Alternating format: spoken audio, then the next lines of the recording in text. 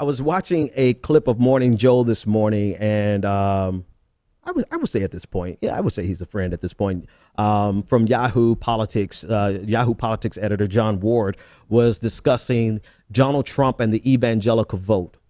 And he was discussing how a lot of young evangelicals have moved away from Donald Trump because they just can't connect with his lifestyle, right? They can't connect with, and they're in a tough spot because even though they can't connect with Donald Trump, their other option is someone who they believe, and I'm sure some of you believe, is the devil. Right. But the reason they believe she's a devil is totally different than than a lot of my listeners would believe Hillary Clinton's a devil. They believe Hillary Clinton is the devil or Satan's spawn or just a really bad political choice. They believe she's a bad political choice because they feel that Hillary Clinton is going to infringe on their religious rights. And they feel like Hillary Clinton is going to damage the right to life movement, et cetera, et cetera, et cetera. So, but they're stuck in this really bad place where they can't bring themselves to vote for somebody like Trump because he doesn't personify anything remotely connected to their faith, right?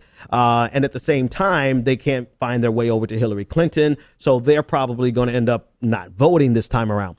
But in defense of Donald Trump, there are a lot of religious leaders, white and a handful of black, maybe like literally could probably count them on my hands, black leaders, preachers who support Donald Trump as this great moral leader or a reformed, quote unquote, born again sinner who now all of a sudden, because he's running for president, we should forgive and he just completely forget about all of his indiscretions because he needs to be the president of the United States. Not just in I guess maybe it is just in opposition to Hillary Clinton. So they're trying to rally the evangelical vote for Donald Trump in opposition to Hillary Clinton on the basis of traditional marriage, right? That's a huge one for them still, and the right to life. Like that's the only two issues that matter to a lot of religious institutions. Never mind the gross poverty in their neighborhoods. Never mind the racial problems, the police brutality, never mind any of the other issues, never mind some of their congregants having immigration issues, never mind the relationship that their congregation has to the broader community. All these things they're willing to ignore politically because of traditional marriage and the right to choose, the right to life, rather. Let me correct myself. And so they have been willing, evangelicals have been willing to completely ignore anything about Trump that is very, okay, for instance, let's just go down a list of things about Donald Trump and this is not about Donald Trump so much as it is about evangelicals, right? Donald Trump goes to Liberty University and talks about how the Bible is his it's his number one favorite book. The Bible, right? It's a great book. Nothing beats the Bible. That's exactly how he said it. Then he turns around and refers to a book in the Bible as 2 Corinthians. Now, you don't have to have gone to church, but maybe 1 week, go to a wedding and somebody's going to quote 2 Corinthians.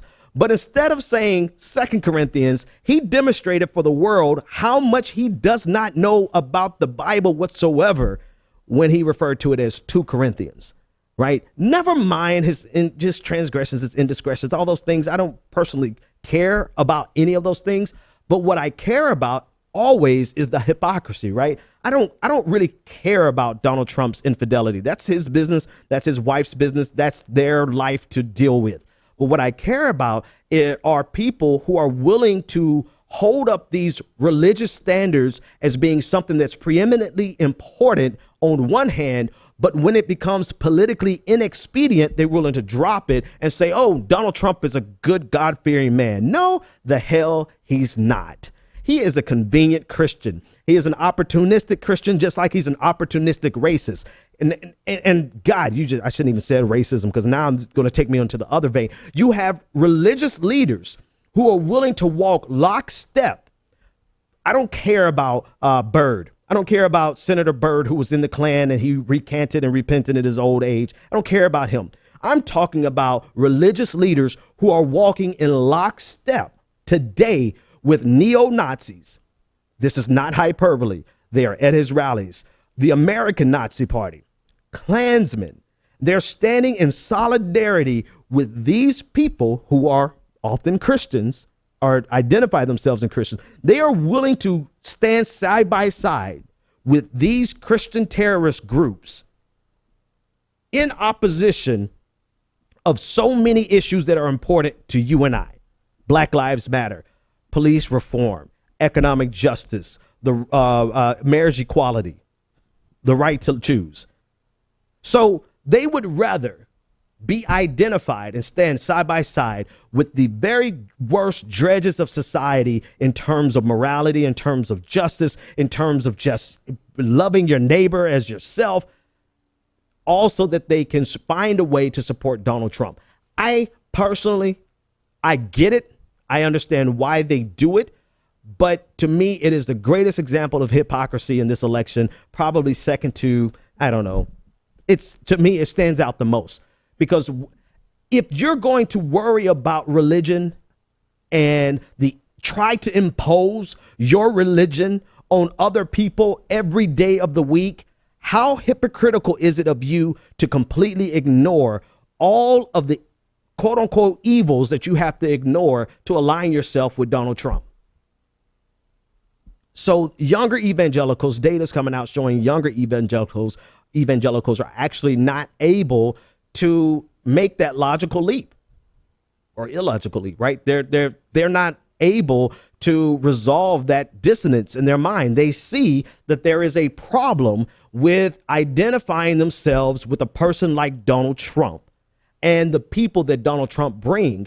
But these are a younger group of evangelicals, while their parents are just fine. Their parents are on TV justifying everything about Donald Trump, from his indiscretions to his language, to his, he cusses more than me. And, you know, I cuss a lot on my show, right? They excuse everything about him in favor of supporting him just so that they can oppose Hillary Clinton. And I guess maybe to some of you guys, I guess you understand, what hurdle will we not overcome just so that we can oppose Hillary Clinton? There's probably no limit. I don't know why the hell I just played the clap there.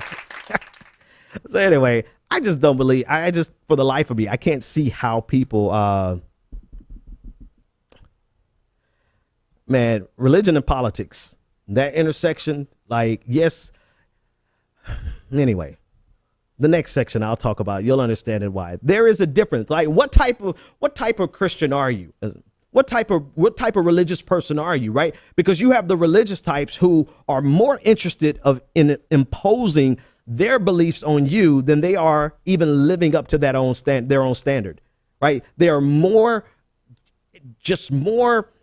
focused on your behavior and your quote unquote morality than their own. And they're willing to drop theirs at a drop of a dime when it's expedient for them to drop their standards. All the while looking at you and say, no, what you're doing is so right. The same group of religious people, the same group of Christians who ignored the reality of slavery, who actually thought slaves were happy, who used religion to justify slavery, the same group of people who justified Jim Crow with religion, the same people who justified years of right now, the same people who justify police brutality. I guarantee, go into their timeline on Twitter right now, go to their social media page, and the same exact people who are trying to tell you how to live your life, trying to tell you that what you're doing is so wrong, are the same exact people who are excusing the murder of black people and people of color at the hands of police. I guarantee you there's a direct correlation.